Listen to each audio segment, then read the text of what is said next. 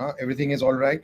Hello, You जय and Hind दोस्तों। मैं हूं मेजर मोहम्मद अली शाह और मुझे बहुत बड़ी खुशी हो रही है कि मैं एक ऐसी शख्सियत, एक ऐसी हस्ती के साथ अभी गुफ्तगू में होऊंगा जो तारुफ की कोई मोहताज नहीं है। आप सब इनको जानते हैं, आप इनके आर्टिकल्स पढ़े हैं। He needs no introduction at all. And in fact, recently I came across a very fine article on the Indo-Myanmar fencing, on our relationship with Indo-Myanmar. And I had the honor of meeting Ambassador Gautam at one Assam Rifles summit recently. And I got on to the opportunity. I requested the ambassador if he could spare some time for me to come and educate me and our viewers on Indo-Myanmar relationship, because I feel that, irrespective of the government, I felt that northeast part of India, that region, has been largely neglected for a very, very long time.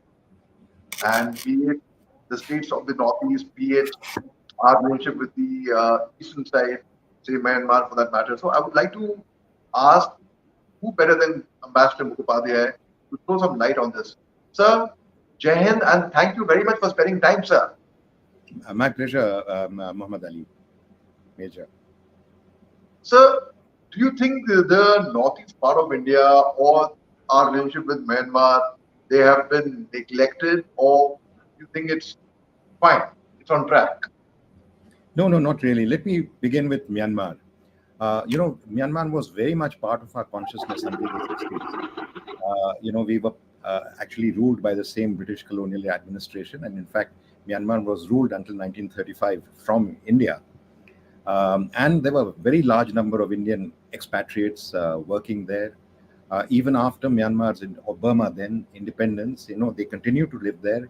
Even today, the kind of overseas Indian expatriate population, their descendants, would amount to close to 2 million in Myanmar. But a number of factors. Firstly, I think the military coup of 1962, the nationalization of businesses and land ownership by the Burmese Socialist Party, with the Burmese military junta at that time, and a generally kind of insular and xenophobic attitude towards all foreigners. And of course, they applied particularly strongly to Indians and Chinese, resulted in a very inward-looking Burma. And at the same time, a large number of the Indians who had been resident there for decades, left the country. They were exiled. They were pretty much forced into exile. They were not forced exactly, but they were pushed into exile, with their properties being taken over and so on. And what happened was, until from 62 until about 1988, there were both expatriate Indian communities as well as exiled Burmese communities in many parts of India, Calcutta, the Northeast. They used to go to educational institutions, Delhi. You know very well that some of them used to even camp very close to original labor leader, but later on minister, Mr. George Fernandez. So there was a very large community of both expatriate Indians and expatriate Burmese. And that kept up the kind of familiarity with each other. But overall, one of the things that happened with our independence and with their military coup was that India and Burma, then Burma, now Myanmar, which had been civilizationally affiliated, influenced by both Hinduism, Buddhism, and people don't know, even Islam really came to Myanmar through India. They went apart. They turned their backs on each other. We forgot Burma was a neighbor. Myanmar forgot us as a neighbor. They were a little wary about us as a large country with a huge population, a lot of Indians who had settled there. They were very wary of us. So the two countries basically developed a kind of mental amnesia about each other, so that until very recently, and perhaps even now, when Indians think about their immediate neighbors, they tend to completely forget that Burma and now Myanmar were our neighbors, right? And we are neighbors that share 1,600 kilometers of boundaries, and a boundary that has been settled by a boundary commission and an agreement, as way back in the 1960s. So there are no really problematic border issues at all between us. And I think partly that has been the problem, the fact that an exiled generation has since returned or passed away, An expatriate generation has since, also moved on. And politically, they turned inward. We also, post-independence, perhaps settled for more autarkic policies. And even look east and act east hasn't made a very major difference to that. We still are, neighbors, but strangers more than neighbors. Right. So our borders, they are very, very porous, and we've had a friendly relationship with them earlier. And there's a 10-mile pact, the 16 kilometers, where one I'm can sorry, come inside. Major Ali, you're not very clear. Can you? I don't know. The sound is not very clear. Can you? Sir, can you hear me now, sir? Yeah, I can Hello. hear, but the sound is not clear. Okay. Okay, go ahead. I'll just try Sure, harder. sure, Hmm. sure. So, sir, we have this friendly pact with Myanmar about their countrymen can come inside for 16 kilometers. Our countrymen can go inside their territory for 16 kilometers. Now, soon I read an article of yours which made a lot of sense to me as well. That about the border fencing of Myanmar. So now, what could be the challenges, and what Yeah, can we expect after the fence has been done, sir? yeah. Well, I'll come to that. You see, um, long before borders, let alone border fencing, tribal communities straddled both sides of the borders. And this goes from the Tangsha in Arunachal Pradesh through the Noktes, the Nagas in Nagaland, the Panghuls in Manipur, the Kuki-Zo in Manipur, as well as the Mizos in Mizoram. So all along this border, there are cross-border tribes long before the British came, long before boundaries were created, long before borders as we know it were established. So there have always been these cross-border populations. The British, when they uh, first demarcated a border, which was a kind of rough border with the Treaty of Yandabo, when they took over what is now Rakhine State, then Arakan in Myanmar, as well as the the Burmese sort of imperial properties in India, which included Assam at that time.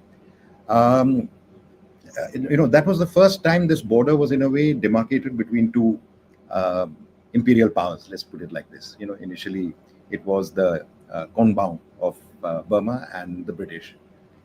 But even then, the British knew that given the cross-border nature of the populations, that trying to create a hard frontier, which is after all basically a colonial legacy, would invite trouble.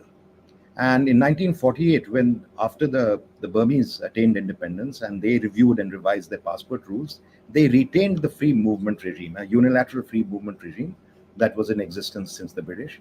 Similarly, in 1950, when we revised and reviewed our passport rules, we did not touch the free movement regime, and it was understood that these populations, they are in India, they are in Burma, Myanmar, but that they were kindred populations, and they would continue to interact with each other.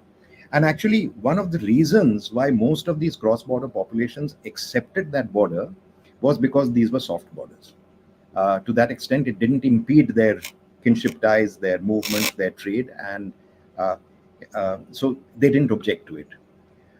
In 2018, actually, the very NDA government that is now introducing border fencing and lifting the FMR actually harmonized two kind of separate unilateral free movement regimes and signed an agreement with the Burmese in 2018, justifying the free movement regime for all the reasons that they were there all these practically 2 centuries, which essentially was free movement, promotion of trade, building up of people-to-people relations, and in fact, amongst them, there were the Meiteis were particularly big beneficiaries because they were able to stretch this free movement regime to allow movement of medical patients from Myanmar up to Imphal, and there was talk even about building an overland bridge, being able to take the Buddhist Myanmar people up to Bodh Gaya. So everything was going fine.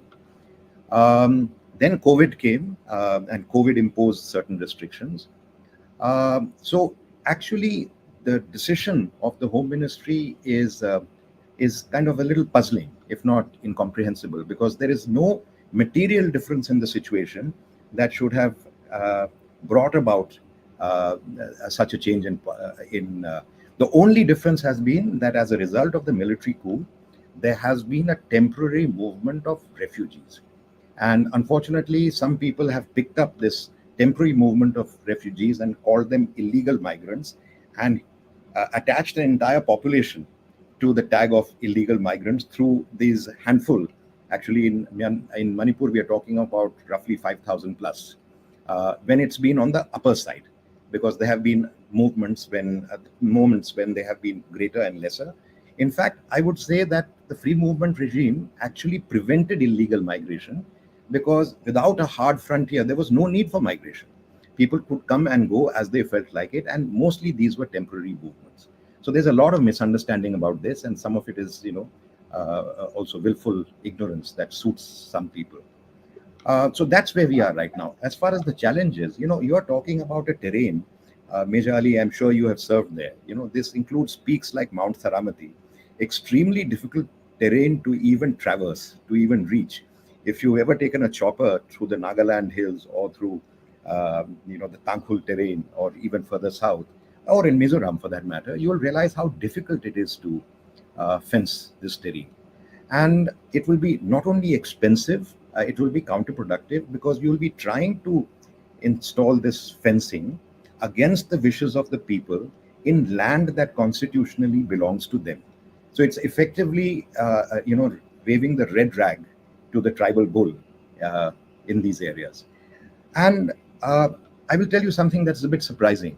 It is justified by the government as required in order to regulate border movements, illegal trade, smuggling, this, that, and the other. No doubt, all that takes place.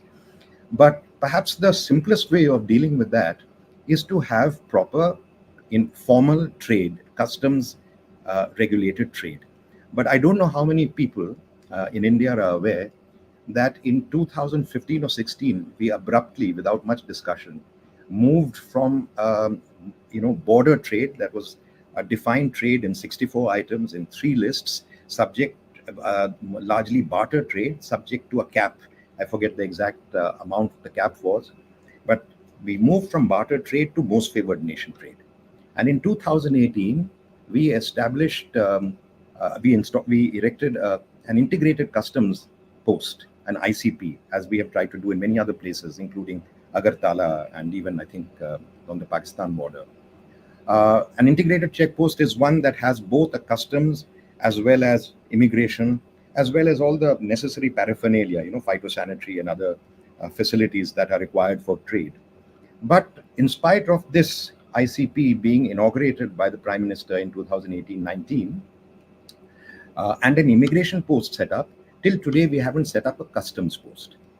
That means while we are promoting trade through Myanmar and massively promoting trade as part of our Act East policies, we don't actually have a formal customs office in a place like More. And I think the same holds true for Zaukathar as well, which means all the trade that is taking place is informal trade.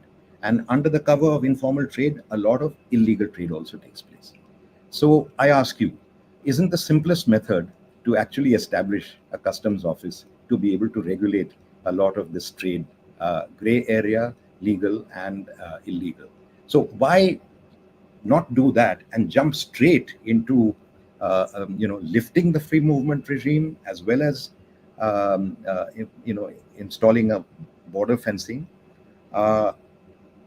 because the demand is coming from one section of the Northeast, one section and one community in the Northeast. From no one else is it coming. And why is the center responding to that? Is it just to blame an external party for the problems or their failures in Manipur? So I think these are the questions that it raises. And I think reality is that your audience should be aware of. Right, sir.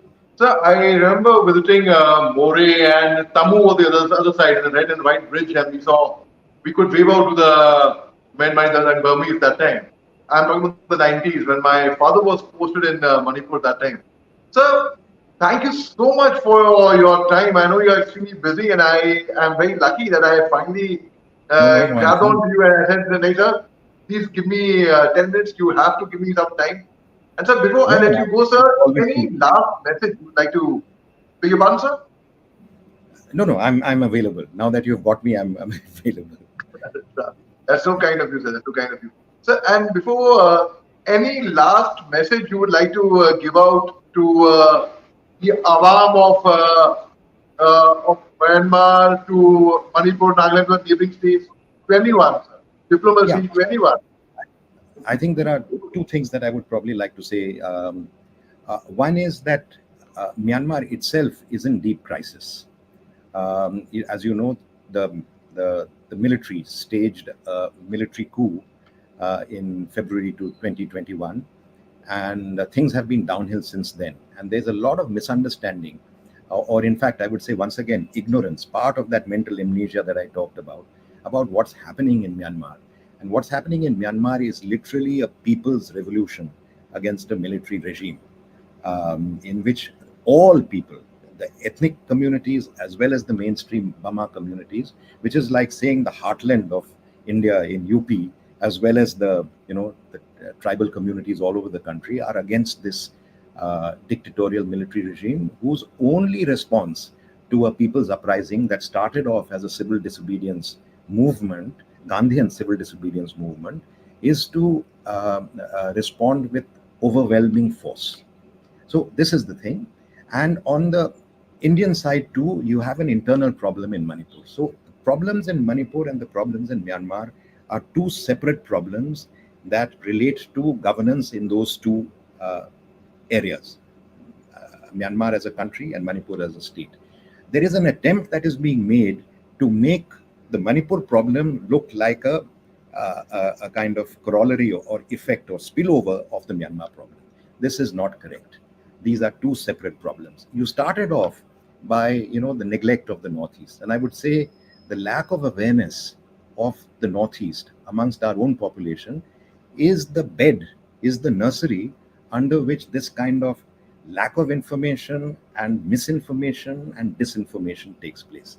So I would say that for all patriotic Indian citizens, one of the first things to do is to understand, empathize, and understand the real issues and the people of the Northeast, and look at things from the point of view of that this land is also their land. Uh, and I think if we started from that perspective, there would be a lot of that neglect that we talked about would be erased over time.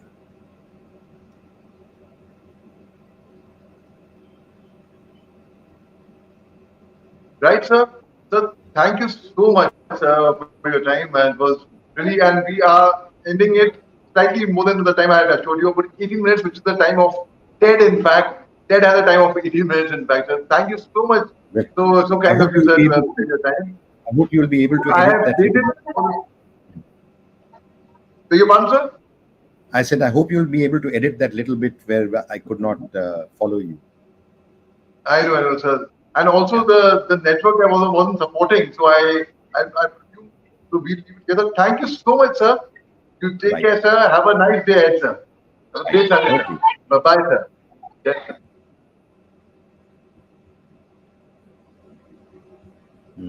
How do I get out? Right. Leave studio.